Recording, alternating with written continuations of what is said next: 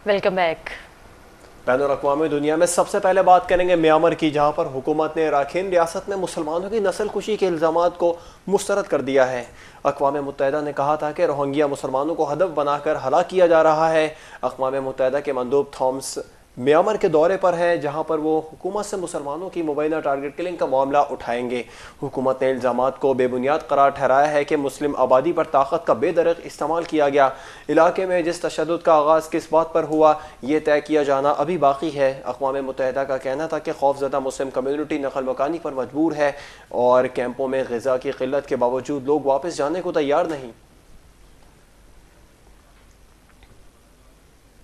शाम के शहर हलब में तीसरे रोज भी झड़पें जारी हैं। गुज़श्ता रोज मुल्क भर में सिक्योरिटी फोर्सेस की कार्रवाइयों और झड़पों में 41 अफराद हलाक हो गए। दूसरी जानिब अमरीका मीडिया ने दावा किया है कि शाम में सदर बशारुल असद के खिलाफ लड़ने वाले बागियों को अलकायदा और दीगर जिहादियों की मदद हासिल है।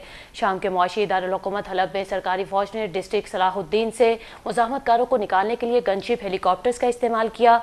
सरकारी फौज ने दावा किया है कि उन्होंने हलब का कंट्रोल हासिल कर लिया है, जबकि फ्री सिरियन आर्मी ने खबरों की तरदीद करते हुए कहा है कि शहर के 35 से 40% इलाके पर उनका कब्जा बरकरार है। झड़पों के बाइस हलब से तकरीबन 2 लाख अफराद नकल मकानी कर चुके हैं, जिस पर अक़वाम मुत्तहिदा ने खबरदार करते हुए कहा है कि बड़ा इंसानी सान्या पेश आ सकता है।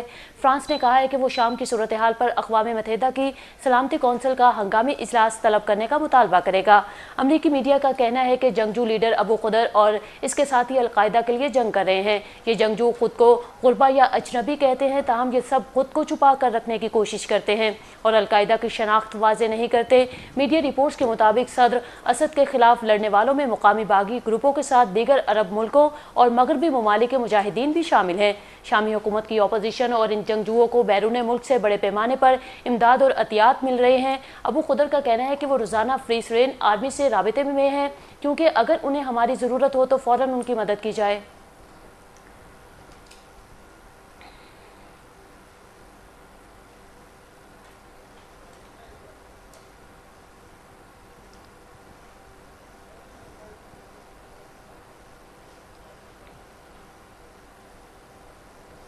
और अब रॉयल एंटरटेनमेंट।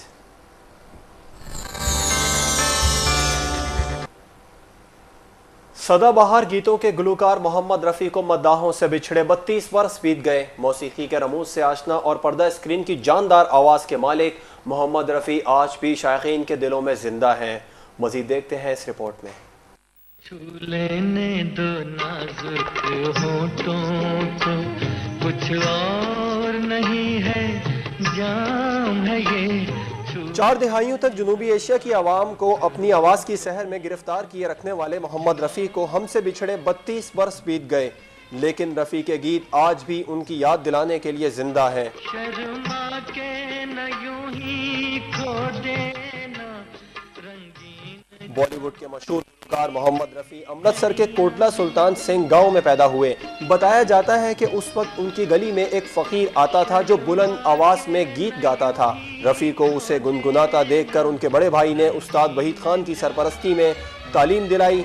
रफ़ी ने रेडियो लाहौर में पंजाबी नगमों से अपने सफ़र की इब्तिदा की। बर्बाद मोहब्बत की दुआ साथ लिए जा, बर्बाद। वो अपने वक्त के मशहूर गुलकार थे और उन्हें सुनने के लिए सैकड़ों का मजमा जमा होता था। बिजली फेल होने की वजह से सहगल ने गाने से इनकार कर दिया। उसी वक्त रफ़ी के भाई ने प्रोग्राम के मुंतज़मीन से कहा कि उनका भाई भी एक गुलकार है और उसे मौका दिया जाए। मजमे की नाराज़गी को देखते हुए मुंतज़मीन ने रफ़ी को गाने का मौका दिया। उन्होंने उर्दू, हिंदी, मराठी, गुजराती, बंगाली के अलावा कई ज़ुबानों में गीत गाए। कोई मुझे आवाज़ न दे। एक बड़े मौसीकार ने रफ़ी की मौत के बाद एतराफ़ किया कि उनके पास रफ़ी को देने के लिए पैसे नहीं थे। गीत ख़त्म होने के बाद उन्होंने रफ़ी साहब से नज़रें नहीं मिलाई और दुनिया को दिखाने के लिए एक खाली लिफाफा पकड़ा दिया। रफ़ी ने उसे ले लिया, लेकिन बाद में मुलाकात के बाद कभी इसका तस्करा तक नहीं किया। जब भी मिले मुस्कुरा के मिले। जान कर तुम तो मौसीकार प्यारे लाल ने तो यहाँ तक कह दिया कि लोग कहते हैं कि सदियों में कोई ऐसा फनकार पैदा होता है। मैं कहता हूँ कि ता क़यामत ऐसा फनकार और इंसान पैदा नहीं हो सकता। भारत के आजकल के मशहूर और मारूफ गुलकार सोनू निगम भी रफ़ी के बहुत दीवाने हैं। हाँ, वाकई रफ़ी जैसे लाफानी गुलकार को भुलाना किसी के बस की बात नहीं है और बरसों गुजरने के बाद अब ये साबित हो गया है कि इन जैसा फनकार भारतीय फिल्म इंडस्ट्री को नहीं मिल सकता। रॉयल न्यूज़ में वक्त हो गया है एक ब्रेक का और कुछ देर बाद दोबारा हाजिर होंगे हेडलाइंस के साथ। रॉयल न्यूज़ के साथ रहिएगा।